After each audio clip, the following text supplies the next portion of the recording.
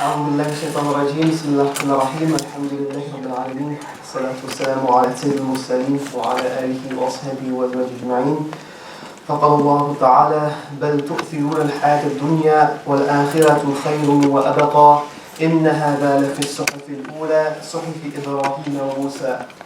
Assalamu alaikum wa rahmatullahi wa barakatuh, my dear brothers and sisters. I'm very honored and very happy to be in Neeli Masjid today, and I'm really happy to have been given this task of presenting some of the lessons from the life of Musa alayhi salam.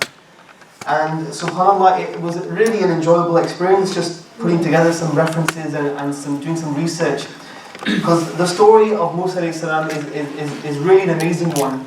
And it's really one of the only stories where Allah subhanahu wa ta'ala goes into so much depth about the life of a prophet. Musa alayhi salam, he's mentioned over 70 times in the Quran. And it's important that we understand is that when Allah subhanahu wa ta'ala relates to us a story, that the purpose isn't for enjoyment. Remember who he's relating it to. He's relating it to the Prophet sallallahu alaihi wasallam. And so if he's relating it to the Prophet sallallahu alaihi wasallam, it means that in the life of Musa is an example for you, or a lesson for you, or something which can help you in your journey, in your struggle of da'wah to the people, the Quraysh that you are dealing with. So from the life of Musa alayhi salam, if you study the context, there are many parables to what the Prophet ﷺ was going through and to what Musa alayhi salam was going through. And Musa alayhi salam's qawm, his nation, the Bani Israel, it was the biggest nation that had existed up until the Prophet ﷺ's nation, a huge nation. And Allah subhanahu wa ta'ala reminds the Prophet ﷺ, the problems and the issues that you're going through, Musa alayhi salam went through the same problems, if not others. The same weakness that you find yourself in, Musa alayhi salam was in the same weakness at one point. The same difficulties and trials you went through, Musa alayhi salam went through those trials. And the same victory which we granted to Musa alayhi salam, we will grant you the same victory. And in these stories we can see there are lessons for us and for the Prophet sallallahu alaihi wasallam. So I wanted to go through a number of the lessons which we find, and there's so many that we can go through. So I've really picked one or two things which inshallah I found very interesting, and I hope you'll find interesting as well. But you'll notice that in the Surah Al-A'la, which I just recited, Allah subhanahu wa ta'ala, He says that بَلْ تُؤْثِرُونَ الْحَيَاةَ الدُّنْيَا, but you prefer the life of this world, وَالْآخِرَةُ خَيْرٌ وَأَبَقَى, but the life of the hereafter is better and more longer lasting. إِنَّهَا لَفِي الصُّحْفِ الْأُولَى, these were in the previous scrolls, صُحْفِ إِبْرَاهِيمَ وَمُوسَى, in the scrolls of Ibrahim and Musa alayhi salam.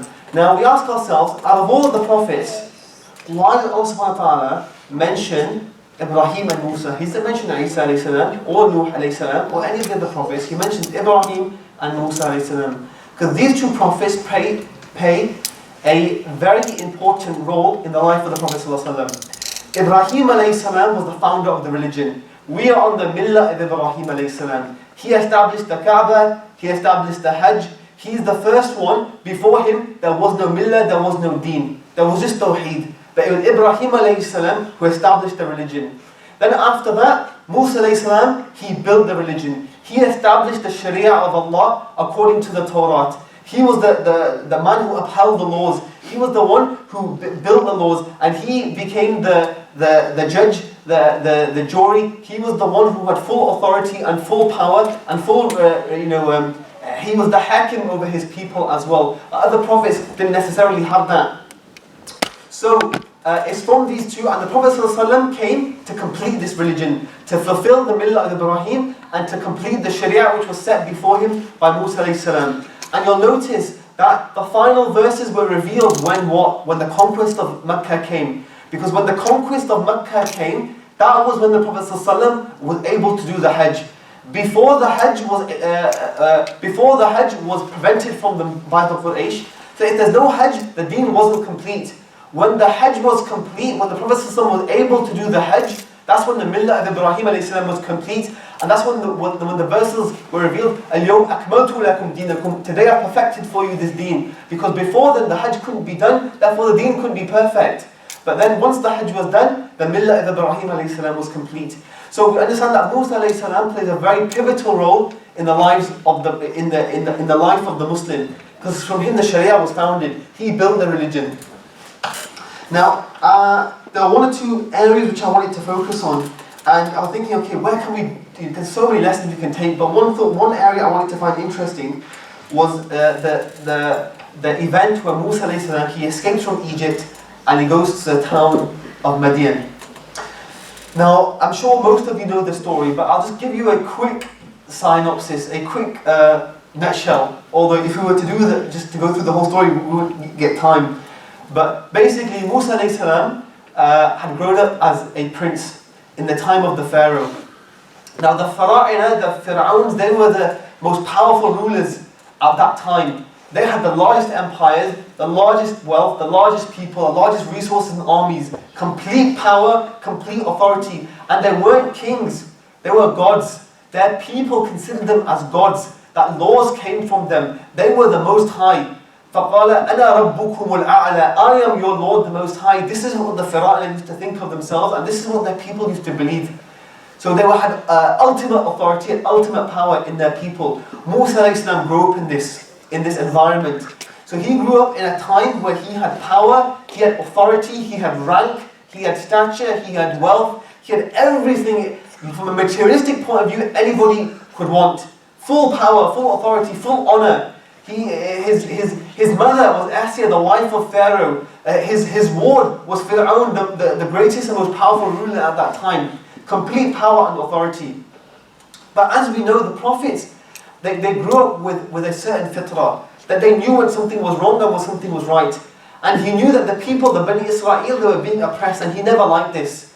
So one time, we know the story, he went out and he saw one of the Egyptian people attacking or oppressing one of the Bani Israel. So he came in to intercede, and the verse says, فَوَكَزَهُ مُوسَى. وَكَزَ means to hit, but it means to strike someone using the full force of your arm. A full right hook. Okay, very, very powerful. And on top of that, Musa alayhi salam was a prophet. They had the best of form. They had the best of builds. They were very strong. But Musa alayhi salam killed this person. Now, Musa alayhi salam immediately regretted it. And he became very, very regretful, and he made dua, oh Allah forgive me, and Allah forgave him straight away. The same thing happened again the next day with the same person. And Musa alayhi salam interceded. Now this person from the Bani Israel revealed his secret. He goes, are you going to kill me like you killed the other person yesterday? And then Musa alayhi salam became scared, and he left alone. Now what happened is his secret became public. And one of his friends came from one end of the town and going, look, the people of Fir'aun, they found out, the soldiers, the police, they're going to come and catch you, and they're going to come and kill you because you killed one of their own and you're siding with the Bani Israel, so you need to go from here. So then what happened? Now, I just came from my family's house in Bradford to be with you here today. And mashallah, I came in a very comfortable car, you know, full provisions, full money, you know, if I needed to get food, if I needed to, you know, say I had a car, very, very comfortable. Now we have to understand is that when Musa alayhi salam left Egypt, it was not in a state of security, it was in a state of fear. Not fear for your money, not fear for your family, but fear for the very life that he had. He was afraid that he was going to get caught, captured and killed. So he left the town straight away. No provisions, no clothes, no guidance. He didn't even know where he was going. And he was heading for the town of Madian. Now, just before we talk about Musa alayhi salam's journey, I just want to set the backdrop for you about this town of Madian. Now, many of the scholars say that the town of Madian was, the prophet at that time was called Shu'aib alayhi salam. There's a prophet who lived in the place of Madian called Shu'aib. And every prophet has their problems. Every prophet has their nations to deal with. And we're going to tell you a little bit about the place of Madian, just to let you know where Musa alayhi salam came from and where he was going to. Because you might think, okay, Musa alayhi salam, he's escaped from Pharaoh, he escaped from Egypt, okay, he's gone to Madian, nice and comfortable. It wasn't that simple. Musa alayhi salam went from a place of security and wealth to the place of Madian. And the place of Madian had its own problems. So he went from one problem to another problem. And this is how Allah tests His prophets. He doesn't give them, comfort, then more comfort. He tests them. And then He tests them further. So I'll just talk you through some of the verses. And Allah subhanahu wa ta'ala, He goes, وَإِلَى مَدْيَنْ أَخَاهُمْ شُعَيْبٍ. And to the people of Madian, He sent their brother Shu'aib. And Shu'aib alayhi salam used to go, قال يا قوم اعبدوا الله ما لكم من إله غيره. He goes, "O my nation, worship Allah and don't take any other God except for Him." So these were a nation who were already straying from the straight path. They were taking other gods other than Allah. قَدْ جَاءَتْكُمْ بَيِّنَةٌ مِّن رَبِّكُمْ. A clear sign has come to you from your Lord. فَأَوْفُوا الْكَيْلَ وَالْمِيزَانِ. And fulfill the scales and the weight which you put on them. So these were a people, they were treacherous in their business transactions. They would cheat the people. وَلَا تَبْخَسُوا النَّاسَ أَشْيَاءَهُمْ وَلَا تُفْسِدُوا فِي الْأَرْضِ بَعْدَ إِصْلَاحِهَا. Nor withhold from the people the things that are due. So they would make contracts with people. They would promise people certain things and they wouldn't fulfill them. They would withhold their amanat. They would withhold their things. So imagine you lent someone £100 or £1,000. They would turn around, "I'm not going to give it you back." وَلَا تُفْسِدُوا فِي الْأَرْضِ بَعْدَ إِصْلَاحِهَا. And do not do mischief on the earth after it has been set in order. So a time had come before where a prophet had come and set the place in order. Everybody was right. These people came, the town of Madian, and they would set everything wrong again. So Shu'aib is saying, don't corrupt the earth after it has been made straight. ذَلِكُمْ خَيْرٌ لَكُمْ إِن كُنْتُم مُؤْمِنِينَ. And this is best for you if you have faith. So the tribe of Madian, this is a town, a city, which was north of the Hijaz in the Arabian Peninsula. So the Hijaz is that peninsula where Mecca is, where Medina is. This was north of there. And it was south of Syria and Palestine. So Egypt is here, the Hijaz is here, Syria and Palestine are there. It was just up to the north of the Hijaz.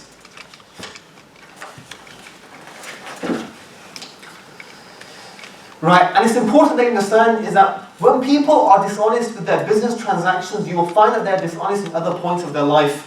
So these were generally dishonest people. They would trick and they would cheat people. They would withhold from people's rights. They would be bad to their families, they would be bad to travelers, they would be bad to wayfarers. Also what they would do is وَلَا تَقْعُدُوا بِكُلِّ صِرَاطٍ تُعِيدُونَ وَتَصُدُّونَ عَنْ سَبِيلِ اللَّهِ مَنْ آمَنَ بِهِ. And what they would do is they would sit on the roads. And people who wanted to go to see Shu'aib, who wanted to take da'wah from him, they would put them off. They would say to him, "Don't go there. He says this, he says that, he tricks you, or he says a lie." They would turn people away from the path of people who go to see Shu'aib. So these are treacherous people in every sense of the word. وَتَبْغُونَهَا عِوَجًا. And they would do crooked things. They would turn people away by saying crooked things. وَاذْكُرُوا إِذْ كُنْتُمْ قَلِيلًا فَكَثَّرَكُمْ. And remember how you used to be a small tribe, and Allah gave you increase. He increased you in multitude, so they became a big tribe. وَانظُرُوا كَيْفَ كَانَ عَاقِبَةُ الْمُفْسِدِينَ. And keep in your mind what was the end of those people who did mischief. Remember the stories of the past. People like Ad and Thamud. They did the same things and Allah destroyed them. If you continue doing the same things, Allah will destroy you too. Okay, so this is what Musa was coming to. إِذَا فَرَغْتَ فَانْصَبْ. So Allah told the Prophet ﷺ, when you become tired, don't take a break. فَانْصَبْ. Do more work and do harder efforts. So Musa ﷺ left from strength, from power, from honor. He went to where? He went to weakness. He went to more problems. He went to trouble. He went to no family, no friends, no food, no security. He went from one problem to another. So this was, it's a big test for Musa alayhi salam. So it's important we understand the backdrop. Now, what happened is that, so Musa alayhi salam, he came to this town of Madian, which was full of problems. Crookedness, corruption, so many issues going on there. And then Allah subhanahu wa ta'ala starts to narrate some of Musa alayhi salam's story to Madian. Now, it's important that the story of Musa alayhi salam is mentioned in a number of different places. But in its entirety, it's only really mentioned in one place, and that's Surah Al-A'raf. It's mentioned in Surah Taha, it's mentioned in Surah Shu'ara, it's mentioned in other places. But the full story is mentioned in Surah Al-A'raf. Now some of you might ask, when I read the surah, sometimes parts are mentioned, sometimes parts aren't mentioned. The purpose is that the Quran isn't there to tell a story. The Quran will only ever mention that which is important. That the father of Musa isn't important, it's not mentioned. How long it took for him to get there isn't important. The name of his wife isn't important. The name of, the roads he took, or, the places, these aren't important. And you'll find the Bible goes into a lot of these details, dates, times, places, but the Quran only mentions what is necessary, and it mentions it at the point that the believers needed it at that time. So I'm going to mention certain verses which relate to Surah MUSA, but don't think, why wasn't this mentioned there? Because there was a reason why it didn't need to be mentioned at that point. So what happened is that this story was revealed to Prophet ﷺ, and the purpose of the story was, Allah subhanahu wa ta'ala says in Surah Taha, مَا أَنزَلْنَا عَلَيْكَ الْقُرْآنَ لِتَشْقَى. So we have to understand, brothers and sisters, that the Quran was not revealed to Prophet ﷺ so that he may become distressed and he may become weary. The Quran was revealed to Prophet ﷺ as a mercy to him, and a guidance for him and a guidance from us. So when the story of Musa is related to Prophet ﷺ, it's there to remind him that we gave victory to those before you, we will give you victory, O Messenger, O Muhammad ﷺ, we will give you victory. And to say to the believers, O believers, the Quran has not been sent to you, the religion has not been established for you, that it will cause you difficulty. It is there to make your life easy. And just as people before you had difficulty, and people before them had difficulty, you too will have difficulty and you too will have victory. Understand, my dear brothers and sisters, to be a Muslim is to live in a life of difficulty. To be a Muslim is to live a life of sabr and to live a life of shukr and to expect hardships to come to you. The life of a Muslim is not ease with bits of difficulty in between. The life of a Muslim is difficulty with bits of ease in between. This is our life. And it's important that we understand this, because when our psychology expects problems to come, then when they come, we're psychologically prepared to deal with them. It's when those problems come, where we're not expecting them, that's where they hit you very, very hard. Because we live in the Western world, and the Western world, the whole ideology is based upon becoming rich and becoming happy. Making money and being happy. Fulfilling your desires, being happy, being content. This is not what the life of a Muslim. The life of a Muslim is about obedience and sabr and shukr, because our reward and our happiness and our contentment does not come in this world. بَلْ تُؤْثِرُونَ الْحَيَاةَ الدُّنْيَا. It comes in the next world. This life, if Allah gives you some relief, it is just a pause until He tests you with something else. And the tests are for many reasons. Number one is to purify you. It's number two, to prepare you for something else. And number three, it's a reminder. SubhanAllah, a big thing is that if you make dua to Allah subhanahu wa ta'ala, and this is a general rule of thumb, if you like. If you make dua to Allah subhanahu wa ta'ala and He answers it straight away, is it a good thing or a bad thing? What do you think? Good thing or a bad thing? Good. You think it was good, okay? But my teacher told me something else. Let's say you have two children.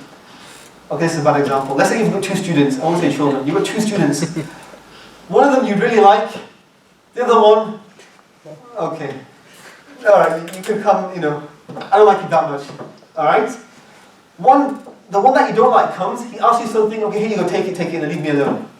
The other one comes, but you don't give it to him, because you love the fact he keeps coming back to you. You love to see him, you love to spend time with him. Now sometimes what happens is, Allah subhanahu wa ta'ala, if He answers your dua straight away, it's not necessarily a good sign. Because when Allah subhanahu wa ta'ala does not answer your du'as, what does it mean? It means He loves that you keep on coming back and asking Him. When you ask Him, it's a dua. When Allah subhanahu wa ta'ala gives you the opportunity to ask Him, to keep coming back and asking Him, you're getting reward, and He loves that you keep coming towards Him. إِذَا سَأَلَكَ عِبَادِي عَنِّي فَإِنِّي قَرِيبٌ. When my slaves asks me about me, I'm close. So Allah wants you to come close to Him by means of asking for Him.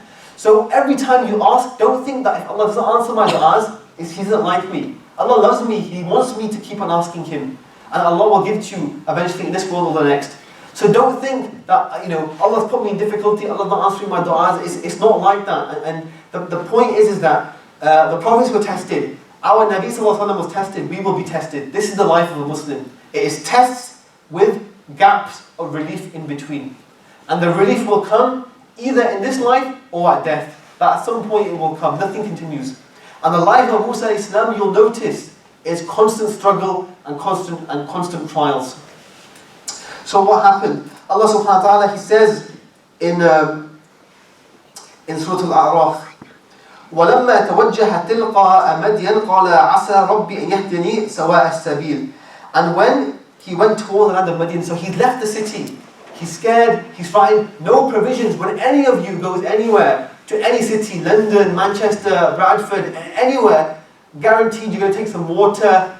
You're all Pakistani, you might take a thermos of tea, you might take some crisps, you might something to munch on the way. You'll have provisions, you'll have your money to buy fuel, you'll have something. Musa left in a state of fear and panic. Didn't have anything with him. He didn't even know where he was going to go. He didn't even know the direction. He didn't know where he was going to travel to. He just had to get out of the city. Okay? And then what happened is, وَلَمَّا تَوَجَّهَ تِلْقَاءَ مَدْيَنَ, he goes, عَسَى رَبِّي أَنْ يَهْدِيَنِي سَوَاءَ السَّبِيلِ. Perhaps Allah will guide me to a good path. So he didn't know where he was going to go. And the scholars of Mufassirin say that the idea of going to Madian was placed in Musa alayhi salam's mind, and he was made to face the direction of Madian. And some of the Mufassirin, and they will take this from Israeliyat sources, so not from Muslim sources, but from sources from the time of the Jews and the Christians. They say that Allah subhanahu wa ta'ala even sent an angel to guide Musa alayhi salam to the direction of Madian, to where Madian was. Now, between Egypt and Madian, it was an 8-day travel. Musa alayhi salam, he had no horse, he had no camel, he was going by foot. No food, no water, no nothing. All he had was the direction which Allah subhanahu wa ta'ala had guided him to. And he said, قَالَ عَسَى رَبِّي يَهْدِيَنِي سَوَاءَ السَّبِيلِ. Maybe, perhaps, Allah will guide me to something which is better. So he fully accepted, Allah has given me this palace, He's going to give me something better than this. And who would have thought, if anybody gave you the option, alright, I'm going to give you wealth and a palace to live in, or I'm going to give you a direction to go to where things will turn out better, what are you going to take? I'll take the palace. But Muslims have understood, Allah is going to take me wherever is good for me, and he had full trust in the direction Allah took him to. What did he eat? The scholars say that he ate green leaves and whatever herbs he could find for strength. Now for those of you who know, leaves and vegetables, they're not very nutritional, they won't suffice you. Okay? This is all he had to eat for 8 days between Egypt and up to Madian. وَلَمَّا وَرَدَ مَاءَ مَدْيَنَ. Now Madian was a watering hole. You can say like an oasis. So when he reached, and lamma is a particle which indicates a long period of time. So the journey took a long time, 8 days of travel, walking by foot. وَلَمَّا وَرَدَ مَاءَ مَدْيَنَ وَجَدَ عَلَيْهِ أُمَّةً. And when he arrived at the water of Madian, he found there a group of men watering their flocks. يَسْقُونَ وَوَجَدَ مِن دُونِهِمْ إِمْرَأَتَيْنِ. Now remember, these men, from what we'd said, were they nice people? They weren't nice people. They were highway robbers, they were rude, they were crass, they were cheap people, they would be corrupt in their transactions, they would be corrupt in the way that they dealt with the people. مِن دُونِهِمَا إِمْرَأَتَيْنِ تَذْدُودَانِ. And he found there 2 women that were keeping back their flocks.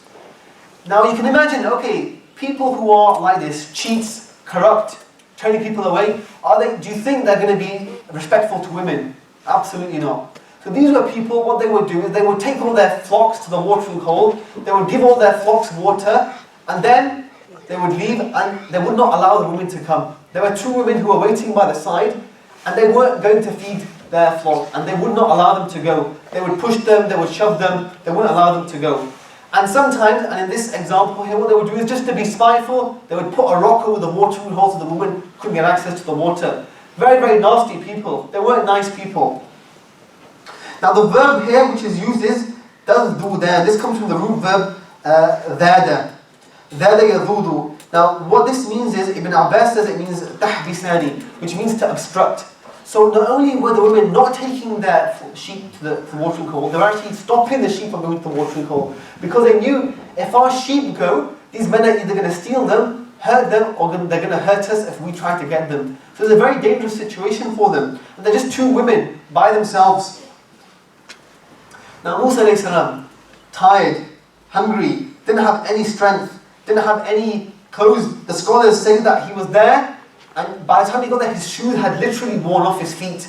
Now, have any of you ever been to Hajj or Umrah? When you walk on the hot marble for Dhuhr time, it's so hot you can't stand on the marble. And that's white marble, it's cool, it reflects the sun. Musa was walking on the hot deserts of the Hijaz. And it's not nice, smooth white sand, it's rocky, it's coarse, it's difficult. No shoes, barefoot, very, very hungry. Okay? Really difficult situation. So he sees these two women by themselves, and he still goes, I have to go and help them. So he goes up to them and he says, this is courage, this is strength, this is moral fiber. Okay? It's very, very easy. How many of us, when we're fasting, so not so long ago, it's time for iftar time comes, what have you, you're the first person to grab whatever you can and start to eat. But subhanAllah, it takes real moral fiber and courage and strength to take the food, offer it to your brothers and sisters. And no one will blame you, you're hungry, you've been fasting all day, okay, I'll feed myself.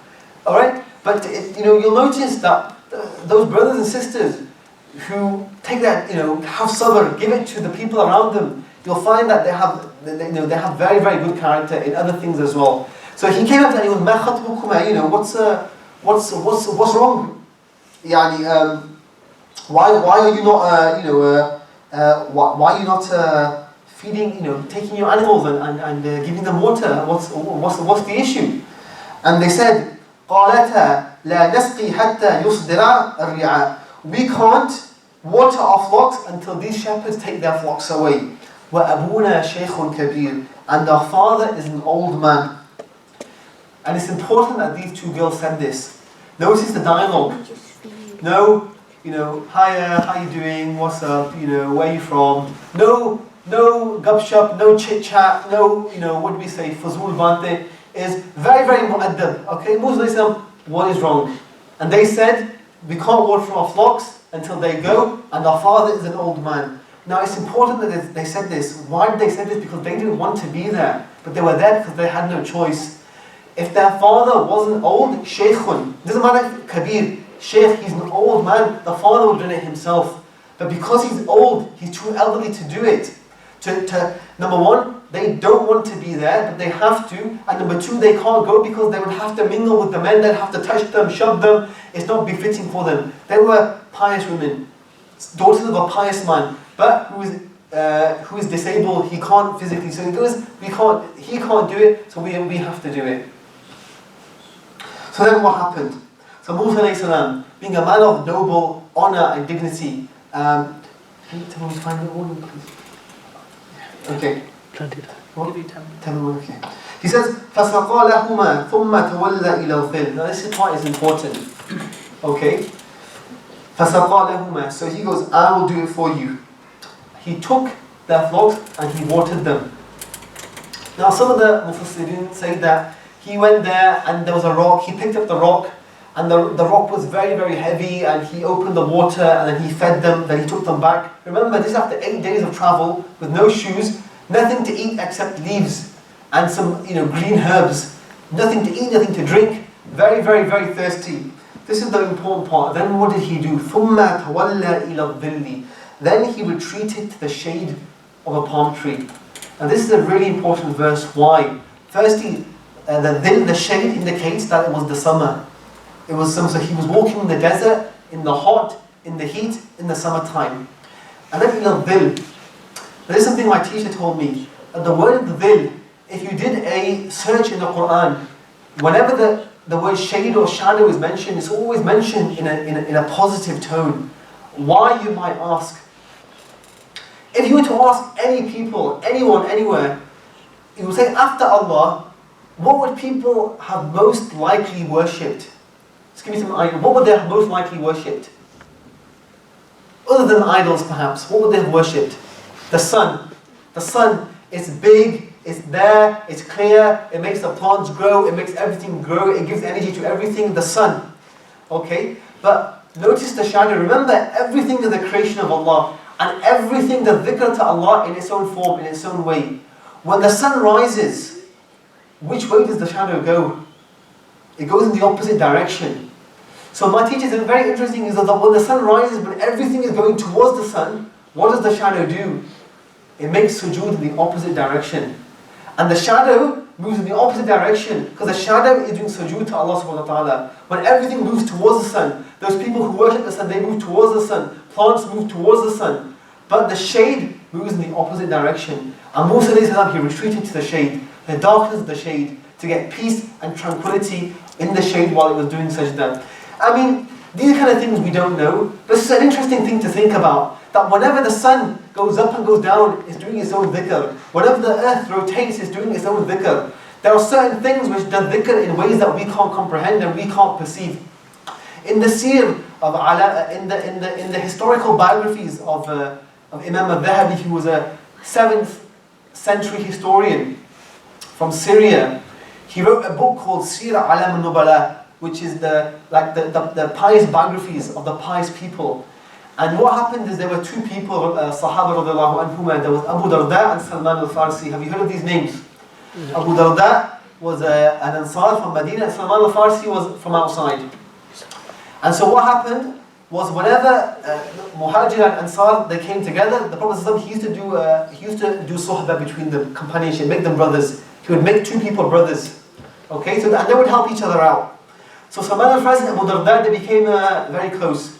Now one day, Salman al-Farsi was from Persia, from Isfahan. He was very, very wise, extremely wise. He was the one who came up with the idea of the trench.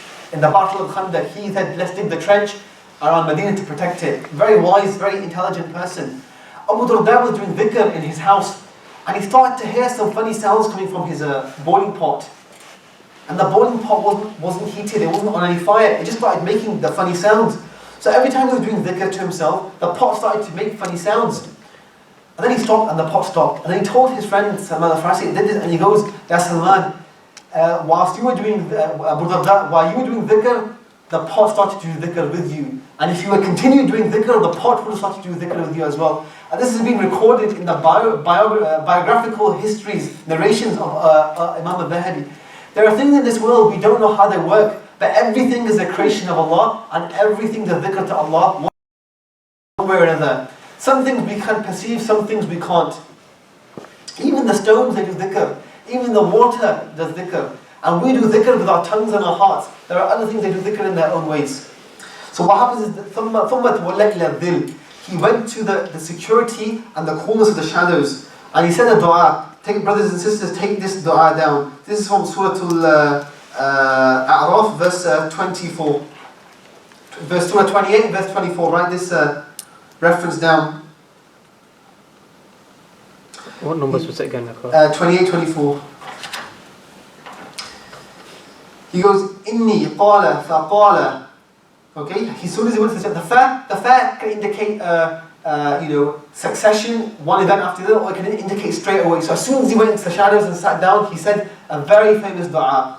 He goes, فَقَالَ رَبِّي إِنِّي لِمَا أَنزَلْتَ إِلَيَّ مِنْ خَيْرٍ فَقِيرٍ. He goes, فَقَالَ رَبِّي, O my Lord, إِنِّي, indeed me, indeed I, verily, surely, I'm very much in need, لِمَا أَنزَلْتَ, anything that you can send down for me, إِلَيَّ مِنْ خَيْرٍ فَقِيرٍ, I am in desperate need of anything good that you can send.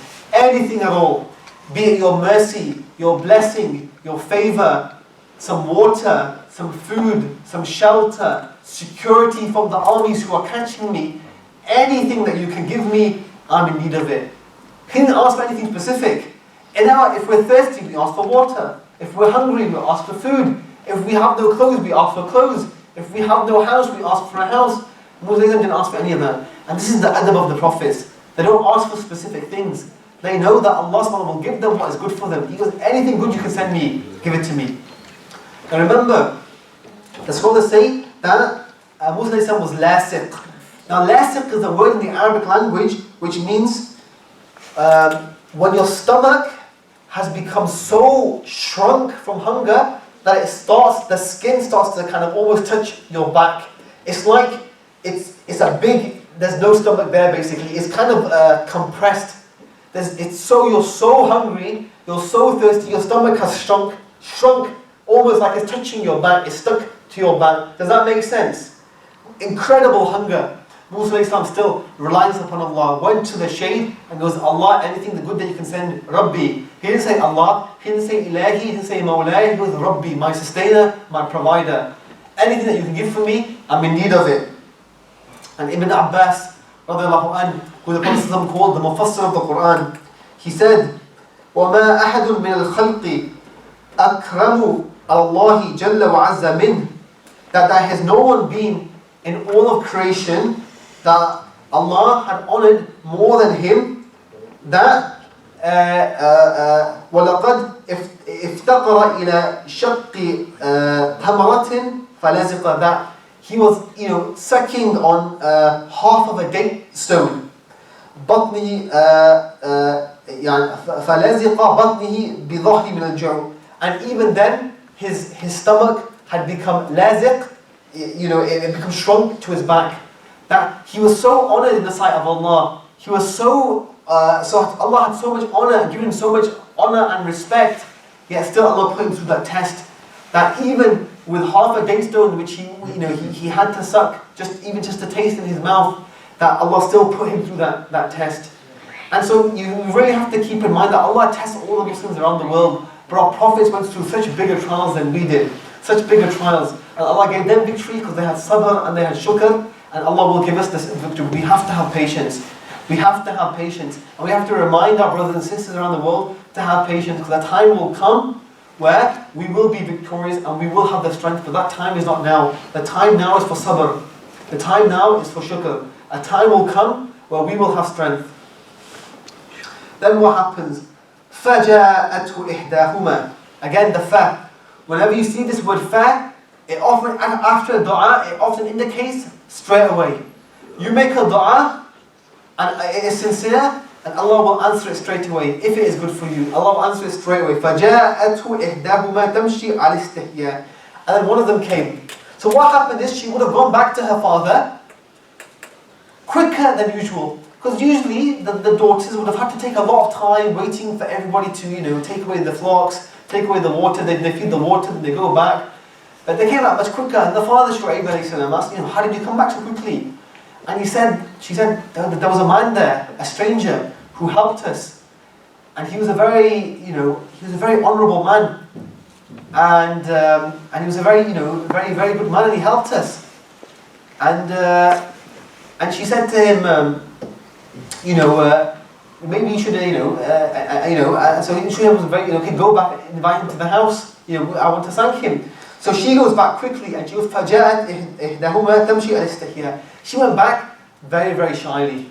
Okay? These are the daughters of prophets, and these are our examples. She wasn't there showing her adornment, walking in a certain way, talking in a certain way. She was there, very, very clear speech. No messing around. You go to him and says to him very, very clearly, قَالْ إِنِّي أَبِي يَدْعُوكَ لِيَجْزِيَكَ أَجْرَ مَا سَقَيْتَ لَنَا فَسَقَيْتَ لَنَا. That's it. No talk, no joking, no messing around. Okay, she goes that, indeed, my father invites you so that he can repay you a reward for helping, for watering for us, for what you've done for us. He wants to repay you, that's it. No, and you'll often hear some people say, the daughters of Shu'aib went to talk to Musa alayhi salam, Musa talked to the daughters of Shu'aib, there's no problem with, men talking to women, women talking to men. Absolutely not. Tamshi ala istihya. Ala means above something. So when she came walking, she wasn't walking with shyness. She was walking, the language says, above shyness. It's a linguistical feature that she had so much haya. It was as if haya was below her and she was above it. Ala istihya. So she came with so much humility, and she said exactly what needed to be said. My father wants to invite you to repay you. That's it. End of story. And the Musa came, very modest. And this is how we should deal with our brothers and our sisters. Very nicely, kindly, politely, but we don't talk more than we have to talk. فَلَمَّا جَاءَهُ وَقَصَّ عَلَيْهِ الْقَصَصَ. And when he came to him, Musa he sat with Shu'aib, and he realized this is a kind, honourable, noble man. And he said to him, and he narrated to him his story of leaving Madian, the problems that he had encountered. Now, what's the first thing that Shu'aib said? Remember, the prophets were wise. When someone comes up to you with a problem, I need this, I need that, I need this, reassure them, give them strength. This is what Shu'aib did. He was, what does Musa need at that point? More than food, more than water, more than food. What does he need at that point? He wants security. He has a whole nation chasing after him. He wants security. So Shu'aib alayhi salam says to him, La takhaf. Don't fear. You're safe here. You're safe in Madian. You're safe in my house. I will protect you. This is what Musa needed. Imagine. And I say this that whenever I'm invited, I say this to every single, SubhanAllah, Muslims, we have so many problems. But often, the people we go to for help don't often help us. They cause more problems. So the nature of Muslims is that when a brother comes to you or a sister comes to you asking for help, be the first to help them. وَأَنَا أَوَّلُ الْمُسْلِمِينَ. Be the first to help them and give them help where they need it. And help them in a manner which is not just talk. Be enthusiastic to help them. Tell them, I'm with you, tell me what you need, and I'll be there. How much security, how much strength will this give the brother? When your brother knows that I can lean on my brother and he will help me. This is what Shu'aib did. He goes, La takhaf. Don't be scared. You are safe here. نَجَوْتُ مِنَ الْقَوْمِ الظَّالِمِينَ. You have been saved from an oppressing people. You have come from an oppressing people, you have been saved from them. You're safe here. Don't worry about that. Okay, so then what happens is, قالت إحداهما. One of the daughters said to her father, and she was a very wise person. Okay, she's very wise. She goes, Ya abati, ista'jarhu. Oh my dear father, hire this man. She goes, Inna khayra istajarta al-qawi al-amin. She goes that the best person that you can hire is the one who is strong and the one who's honest. Now also, Shu'aib alayhi salam asked his daughter, how do you know these things? And he goes, well, two things. When he went to pick up the stone was so big, 10 men couldn't have picked it up, but he picked it up by himself, so he's strong. And also, when he was walking behind us, he must have felt shy, so he asked, let me walk in front of you, so that I don't perhaps see you. So he walked in front, and he said to them, whenever we need to turn left or right, just give me an indication, call or throw a stone, and I'll walk in that direction. So he's a very honest person. He had very, very good character. Very good character. Now, the interesting thing about this is that there's a science. Now, I'm going to tell you about something which might sound a little bit dodgy, but it's very, very true. The science in our tradition called firasa. Many of you heard of this? It's the science of insight. What it means is science of insight, or you can say perception, where someone can look at you, and by looking at you, who you are, your body language, the way you hold yourself, certain signs on your face, they can tell about you. They know, they can make very, very good assumptions as to who you are, what you do, if you're a good person, if you're a bad person, if you're a cheat, if you're an honest person. It's called firasa, and it's actual science. Imam al-Shafi'i, he went to Yemen to study this science, and there are actually books on this science. And we have this today in our psychology. I mean, there are certain things, people, it means that their body language is closed. It means that their body language is open. If certain people smile when they talk to you, it means certain things. If they frown, it means certain things. We have certain things like this in psychology and, analysis, and we have these kind of neuro-linguistical programming. You speak in a certain way, we have these things, but then it was a very much developed science. And 10 minutes, okay. And it was said that there were 3 people who had the best firasa. That they could see someone and they knew right that this is a good person. One of them was Asiya, alayhi salam. When she saw Musa alayhi salam, and she goes, let's take him as a child. She saw something in the baby, something special. The second was Abu Bakr when he chose Umar bin Khattab to be his next Khalifa. And the third was this daughter of Shu'aib. She goes, hire him. There's something about him. He's a very, very good person. Very, very good firasa. And we have this as well. Sometimes, subhanAllah, you might notice something, but some of you might have this kind of, personality where random people come up to you and they start telling you the whole life story. Telling you all their problems, telling you all their issues. I think, why is this guy telling me this stuff? But you have a personality where people trust you. It's just the way Allah created you. But other people, sometimes I don't like the look of that guy. There's something about him, I don't like the look of him. We have this kind of perception, so it's there. You can buy books on this. Okay, if you type firasa into Google, you'll find books on this. You can study it. Obviously, it depends on the practitioner, but it is there. So she said this, hire him. There's something good about him. And she goes that the best person you can hire is someone who is strong, capable of doing a certain task, and honest. He's an honest person because of his actions. Now, you may not think that having good morals and good manners is such a big thing.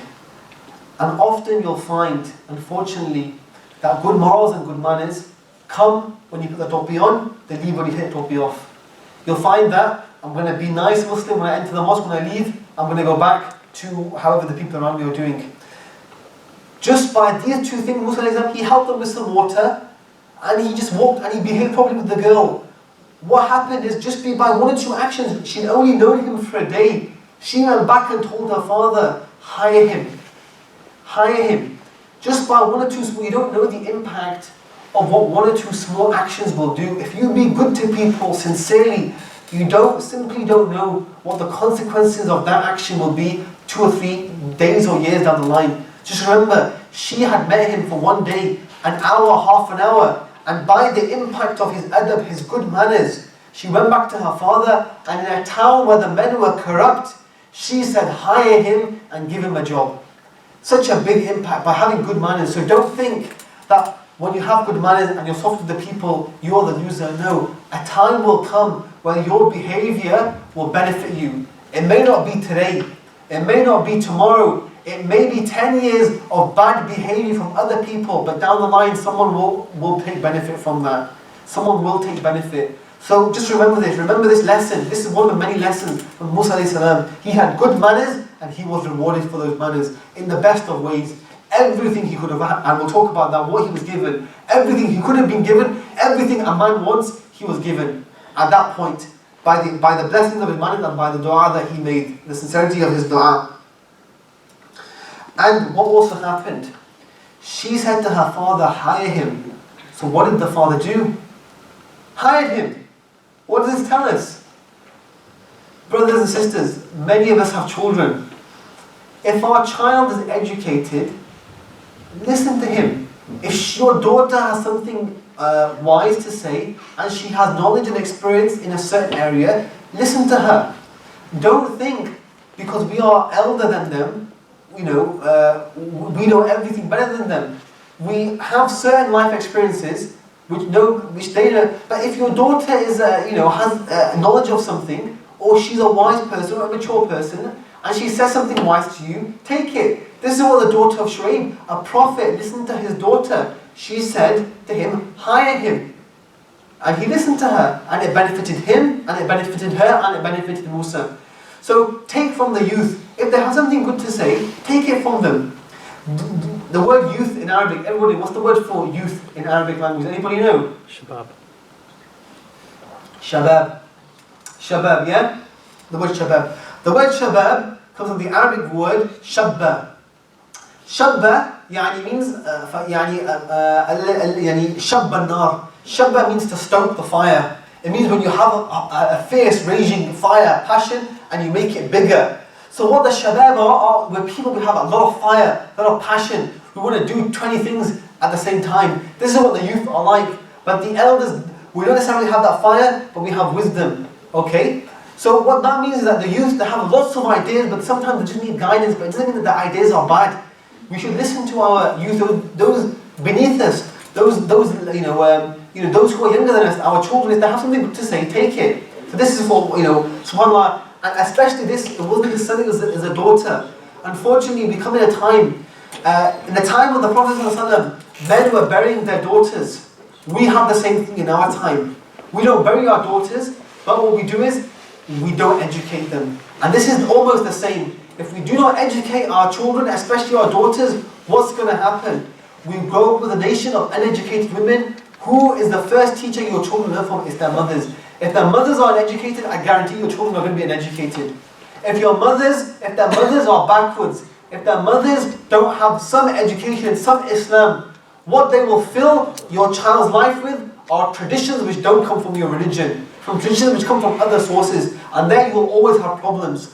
The traditions of Islam are there to free you. The traditions which are coming from any other culture or society or religion will restrict you at some point. And this is what the mothers will teach their children. This daughter, she had something good to say because she'd been raised by a prophet. She'd been educated by a prophet. Good morals, good manners, good education. That she had something good to say and everybody benefited from there. So the way we bury our daughters is by not educating them. Push them to education. As a big one thing, when we send our children to madrasas, often the case is that we send them to madrasas not to educate them, but simply because it's a safe place to put these girls until they get married.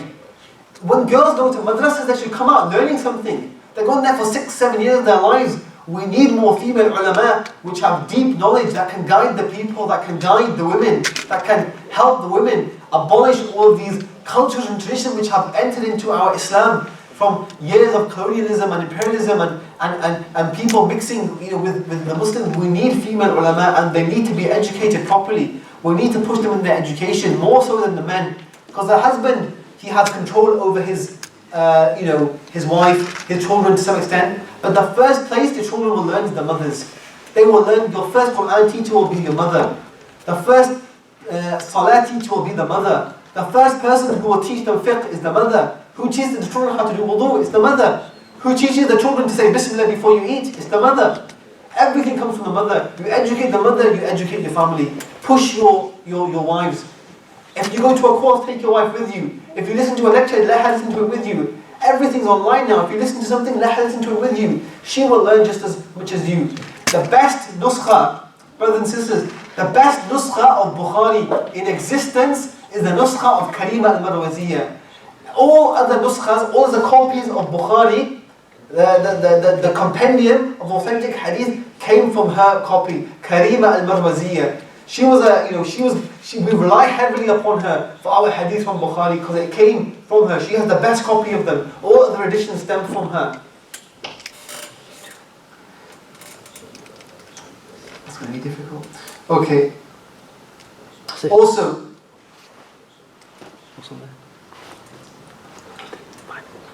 okay, 5 minutes. Alright, so I'm going to have to just, skip on ahead. Also, then what happens is, she most likely would have mentioned to her father, he's a good man. She might have hinted towards her father that, she lives, that maybe it's a possibility that marriage should happen. Now, you might find this odd, but the thing is you have to understand is that Allah subhanahu wa ta'ala has created human beings with desires. Those desires are there to fulfill certain things. Nothing wrong with having desires. The problem is when those desires are used out of the boundaries of Allah, or when those desires govern someone's life. That's when the problems happen. The desire to eat is there because if that desire to eat, no one would eat. Because how difficult is it to eat? You have to go out, earn the food, earn the money, buy the food, come back, cut it, cook it, eat it. If that desire wasn't there, we would eat. We have desires to have relations. Why do we have desires to have that? Because if we didn't have those desires, nobody would get married. Why? Because to get married you need mahar, you need to get married, you need to have money, you need to find accommodation, you need to take care of your wife, you need to, so many expenses. Nobody would get married, but because that desire for relations is there, that's why we get married. If that desire wasn't there, we wouldn't get married, and if we didn't get married, we would have children. If we didn't have children, then nothing would continue. So Allah subhanahu wa ta'ala has created desires for a reason. So when desires are spoken about, but they are to fulfill a healthy halal objective, we shouldn't dismiss them. Now she had spoken to her father, and this is a good thing. They live in a town where everybody's corrupt. This is a good thing. How his daughter wants to get married, and he's an honourable man. Okay, let me fulfill this. So unfortunately, we live in the time where our sons and our daughters don't feel comfortable coming up to us. And what happens is, if we close the doors of halal, we open the doors of haram. Remember this, brothers and sisters. If we prevent the doors of halal, we open the doors for haram. So if something is halal, we have to let it happen and we have to facilitate it. If your son or your daughter comes up to you and says to you, hints to you there's someone I'd like to consider, don't dismiss it. It's something halal. If you stop them from doing this, they will do it in a haram way. Allow the halal to happen, there's reward and there's barakah in this. And if you allow a halal to happen, you're getting the reward of that as well. So then what happened is, Shu'aib alayhi salam went to Musa alayhi salam and he says, قال إني أريد أن أنكحك إحدى ابنتي هاتين على أن تأجرني ثمانية حجج. He goes, I would like to offer one of my daughters of mine to you on condition that you serve me for 8 years. So he's offering one of his daughters to him. He goes, whichever one you want to marry, it's up to you to choose. And subhanAllah, and the dowry is 8 years. Look at this. Musa alayhi salam, what happens? He came, made one dua, and some good adab. He got a job. He's offered a daughter of a prophet. He's offered a house, accommodation, security from one dua. Everything that you can imagine came from one dua. Some good manners, and that's all it took. Okay, brothers, this is one of the huge lessons, is that have reliance upon Allah, make dua to Him, and never lose your manners. Have patience, have sabr. Allah subhanahu wa ta'ala will reward you in ways you can't even imagine. Musa alayhi salam would have been content with some water, some food, but he got a wife, a job, a house, the patronage of a prophet, Shu'aib, all after one dua. Such a big, big fulfillment of the dua.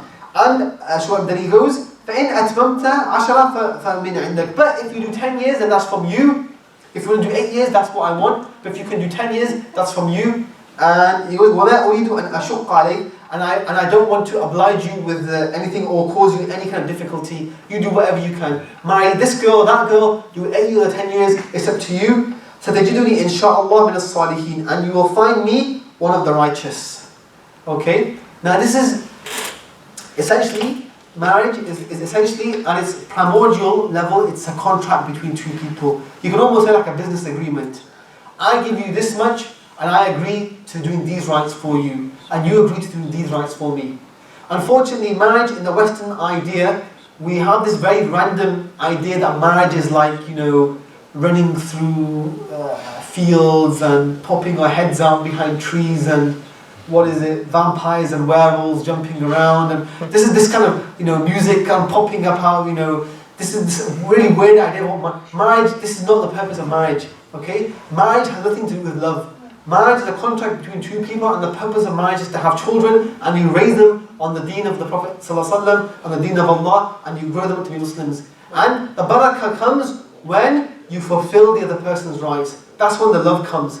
There will never be love without justice. And there will never be justice when you fulfill the rights of the other person. We always talk, and this always happens when you're young. Young brothers, I want my rights. Where's my rights? It's my right to have the roti on time. It's my right to have this. No, it's not your right to have anything on time. Okay?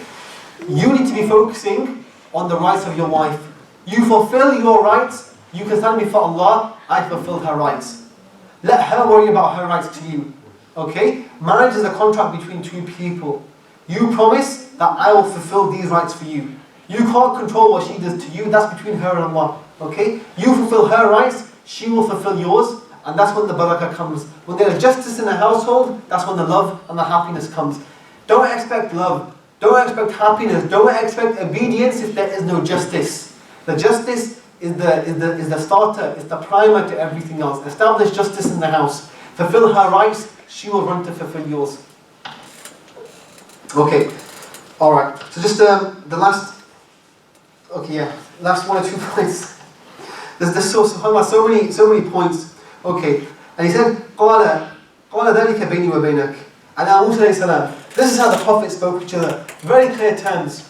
Imagine someone coming up to you. I want you to marry my daughter. The dowry is 8 years. That's it. Dead simple. No complications. No, right, you've got to finish your degree first, then you've got to have a job, then you've got to have a flat, and the flat needs to be in Rochdale, 5 minutes from my house so I can keep an eye on you, and then this and that, and you've got to call the cousins from Pakistan, they've got to be at the wedding, and they've got to have front row seats. All these complications, very, just keep things simple. I want to marry you to one of my daughters, pick whichever one you want to, 8 years or 10 years, pick whichever one you want to. I will be an easy partner with you. I won't make any difficulty for you. Make things easy. When you make things difficult, And the difficulties never come from Islam. The difficulties always come when we introduce customs and practices which are from the religion. They always come, that's when the problems come. Remember this. Islam hasn't been come to make life difficult. Allah sent the deen of Allah to make your life easy. When we follow the deen, life is very simple. When we follow something else, that's when life becomes difficult. And then Moses goes, okay, قَالَ ذَلِكَ بَيْنِي وَبَيْنَكَ. This is between me and you. Now, Sibawayh, who is a great grammarian, he goes that an easier thing to say would have been قَالَ ذَلِكَ بَيْنَنَا. This is between us. This contract is between us. But he said this is between me and this is between you. Why? To make it very, very clear. This is a contract between me and you. Okay? So in marriage, we can't have any kind of ambiguous terms. The prophets were very clear, so we should be clear when we deal with contracts. This is between me and this is between you. I accept your conditions. You grant me what you've promised. And this is what they do. And you fulfill your conditions. When you promise someone something, you must fulfill it. Don't take these things lightly. It's a very, very bad. We laugh about it. I'm going to end on this point now. Okay? We laugh about it, we joke about it. And Muslims, we are notorious for our timekeeping. I don't know why this is the case. I don't know why the rules don't apply to us. I don't know why we have, general Greenwich Mean Time and general Muslim time, and we laugh and joke about this. What, subhanAllah, I've had da'wats, invitations to my house, and I've invited Muslims and non-Muslims. I say, Wallahi, when it turns 8 o'clock, the non-Muslims knock on the door. The non-Muslims knock on the door. They are outside 8 o'clock. When the Muslims turn up, an hour later, if you're lucky. That's normal. You expect it, you plan for that. But it's why? I'm going to go on a rant, we don't have time for a rant. But why do? We promise we'll be there. And don't take these things lightly. Okay? When we work, we be at work for 9 o'clock, be there for 9 o'clock. Why can't we, when we say something to someone, fulfill it?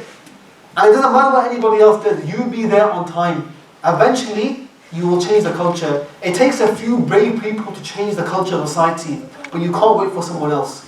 It takes a few brave people. I'm going to be there on time, even if I'm there sitting by myself. No problem, read the Quran, go to YouTube, watch something of benefit, read something, do something. But at least you are there on time, and people will know that this is a trustworthy person. Remember, a small action people will remember. Some small adab people will remember. Fulfill your conditions. Make your contracts clear. Don't let people down. Don't hurt your brother. Wallahi, I have a friend.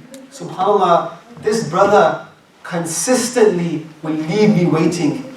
Every single time I ask him, meet me here, come to my house, meet me there. Consistently, guaranteed 100% he will come in. He will come late. He will come late. And you can shout at him till you're blue in the face. I'm sorry, forgive me. Afwan, akhil aziz, I love you for the sake of Allah. Tomorrow, same problem. Comes late. It's something, subhanAllah, it's genetic. It must be genetic. It must be something in his blood. But it's a big problem. It's so bad, it's so distasteful.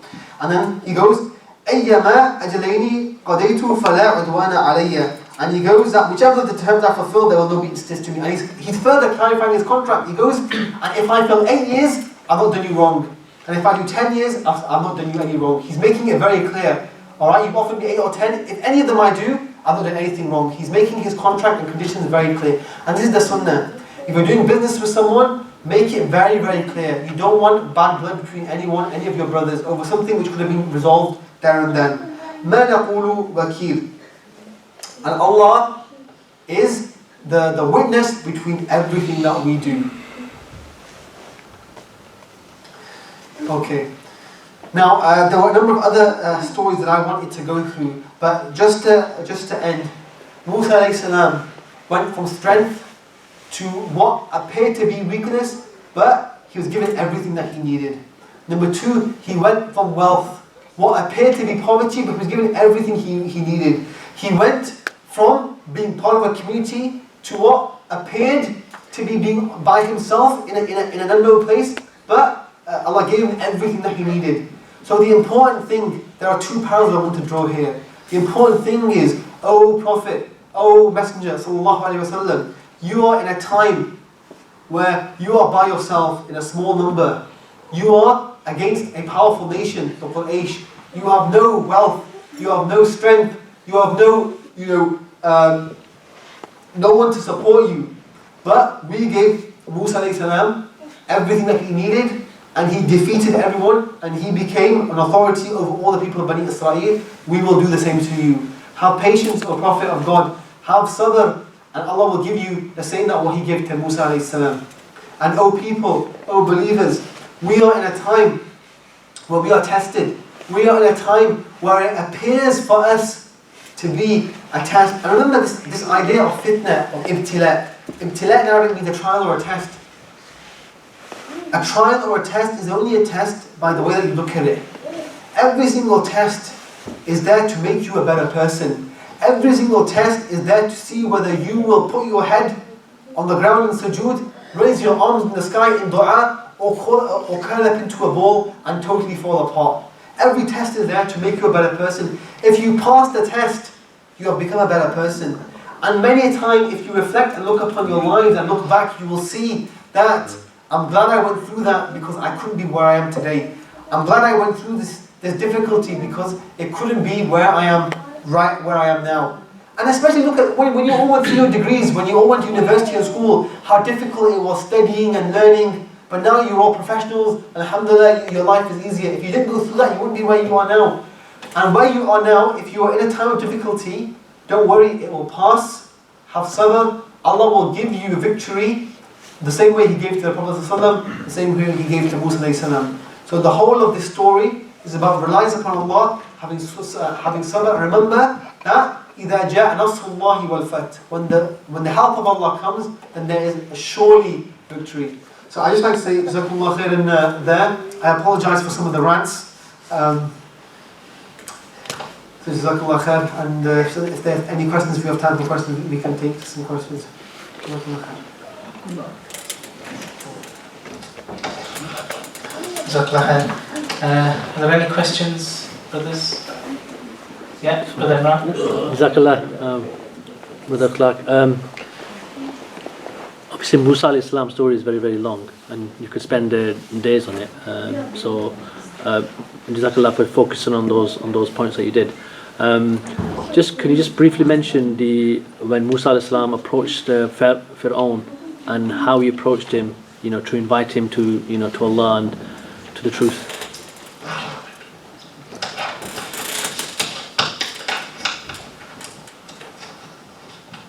The question was, how did Musa alayhi salam approach Fir'aun and how did he speak to him? There's quite a lot we can go into about that, but the important thing is, and mashallah, the young brother recited some very powerful verses. Musa alayhi salam, he said, he was told, "Idhhab ila Fir'aun innahu tagha." Go to Pharaoh, he's transgressed. And Musa alayhi salam, he goes, "Inni akhafu an yafruta alayna." He goes, "I'm afraid that if I go there, they're going to kill me." And Allah subhanahu wa ta'ala, He goes, "La takhafa."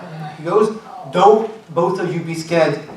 Inni ma'kuma asma'u wa ara." He goes, "I'm with both of you, I'm hearing and I'm seeing." Asma'u wa ara. So the first thing is that Musa alayhi salam, he went mutamakkin. He went with full confidence, full patience, and full reliance upon Allah. So it's important that when we go and if we're going to have to speak to someone who is difficult, who is oppressive, who hates Islam, we have to be confident of our deen. It doesn't mean knowledge, but we go that Allah's going to help me. Be confident in that fact. Number two, Musa alayhi salam, he went with his brother. Now it's also important that when we give da'wah, we deal with people. It's always good to have someone by your side, someone who has your back. It makes you feel strong and confident. Musa alayhi salam had his brother, and he also said that my brother Haruna, who afsah minni, he's more eloquent than I am. He speaks better than me. So it's important that when we deal with the people, we have a good team around us. We have people where we recognize their skill sets and we choose the correct people around us. So Musa alayhi salam was given revelation and guidance, but he recognized that his brother Harun alayhi salam was eloquent in speech. Then they went, and Allah subhanahu wa ta'ala, He told him, He goes, قُولُوا لَهُ قَوْلًا لَيِّنًا. He goes, when you speak to Fir'aun, speak to him in soft tones. لَعَلَّهُ يَتَزَكَّى أَوْ يَخْشَى. So that perhaps he may remember, or he may, remember. he may start to think, basically. And the important thing is that Allah commanded him to go to Fir'aun, the biggest zalim. Remember, this was someone who did mass genocide to children on a daily basis for a whole year. He would do genocide for a year and then he would let them live a year. Okay? Killed millions, hundreds of thousands of innocent babies, killed them off. An oppressor. But Allah subhanahu wa ta'ala told